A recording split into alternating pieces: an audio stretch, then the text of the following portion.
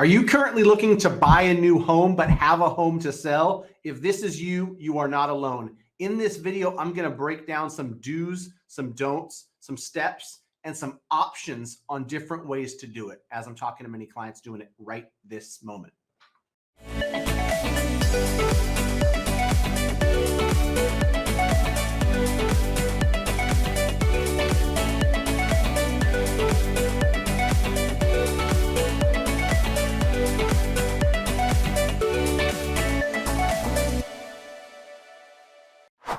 All right, Matt the Mortgage Guy, powered by You Mortgage, licensed in 47 states. Connect with us at greatmortgagebroker.com. We're happy to help you no matter where you're at, no matter what your goals are.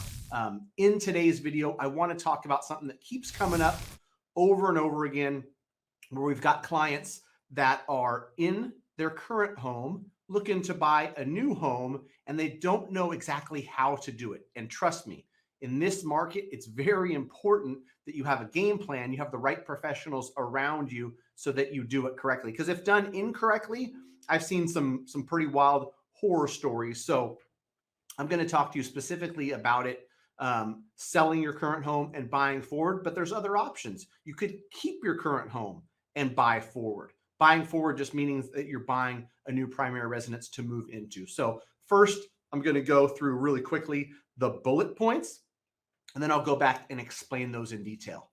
Talk to a lender is bullet point number 1. And sorry, ChatGPT, but you had it at number 9 when I was brainstorming for this video, and it's got to be number 1.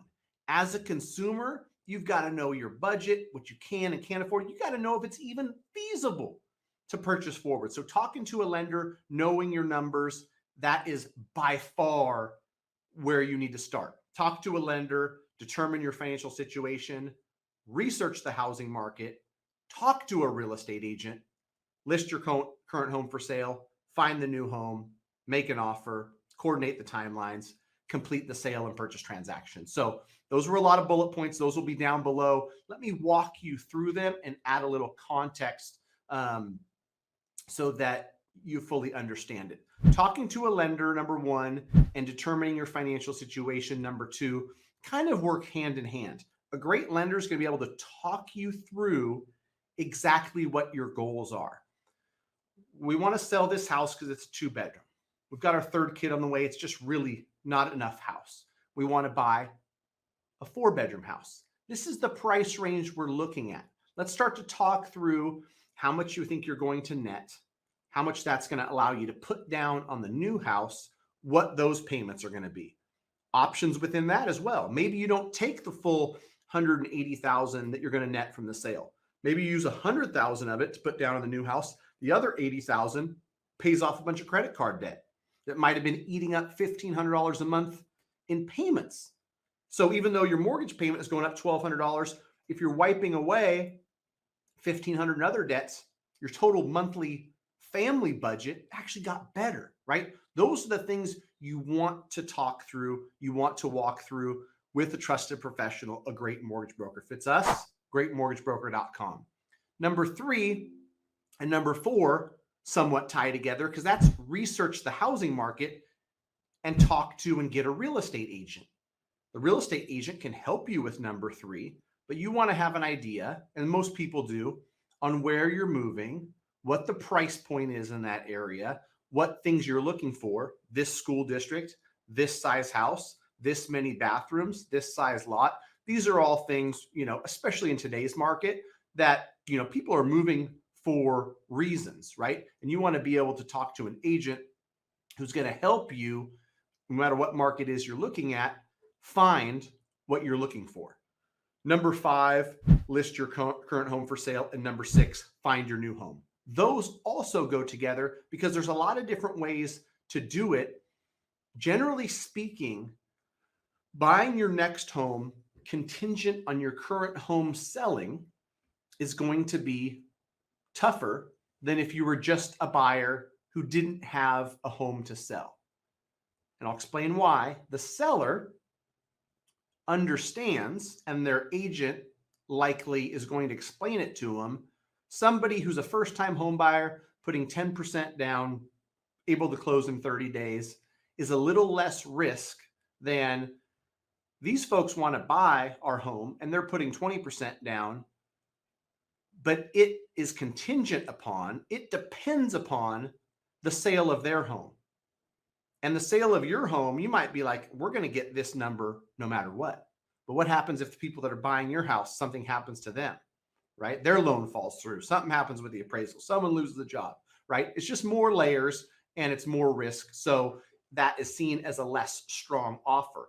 At the very least, you want to have your home listed for sale. As you get farther along and the people who are buying your home that you're selling have removed contingencies, the closer you get to the closing of your home, the stronger your offers are moving forward. So you want to know that, keep that in mind. And in a perfect world, your home has sold, you've got 30 days to rent back, and you're able to write a really aggressive 21-day close on the house you're buying forward, and you tell them, we're no longer contingent, this house is already sold. I understand the timing on that can be really tough, but again, a great agent and a great loan officer who have done this dozens of times are going to be great advocates and great people to have on your side if you're going to do this. Making an offer, coordinating timelines, 7 and 8. Again, I'll tie these two together. Agents are going to be able to advise you on how this is going to work. In the market we're currently in, and it might not always be like this, the sellers have a lot more control. The sellers are in a market where there's limited inventory. There's not as many homes for sale. There's a lot of buyers looking for them. So you can dictate the rules a little bit and say, we'll agree to this price that you came in at, but we want to close on this date. We want to be able to rent back the home for 30 days or 35 days, whatever that number is, while we're looking for a replacement property. Sometimes your sale is contingent on you finding a replacement, finding something to buy forward, and working out all those timelines. There's 1,000 different scenarios, so this video is not long enough for me to go through all of them, but that is for sure something that you want to figure out is timelines. Write your offers accordingly, structure not only your sale, but your purchase so that you can make it all happen. And, ideally there's not, missed deadlines and extensions and all kinds of stuff going on, especially when there's multiple transactions tied together. Number 9 is complete the sale and the purchase transactions. Easier said than done when there's a lot of moving parts. There's multiple people involved in, both the sale and the purchase, but it is possible. Done it dozens of times. Know plenty of agents who have done it dozens of times. And like I mentioned earlier, it's not as clean as easy as if the two transactions are separate and property sold. Now you're offering non-contingent, but it is possible. Last thing I want to mention on this video is a lot of people, when you go through steps 1 and 2, talking to a lender, determining your financial situation, decide for one reason or another, man, I've got this 2.75 interest rate on this house that I'm about to sell. My payment's only $1,450. I could rent this for $2,550. Maybe I'm going to turn this into a rental property and buy forward. Not everybody knows that you can put 5% down. You don't have to put 20 or 30% down.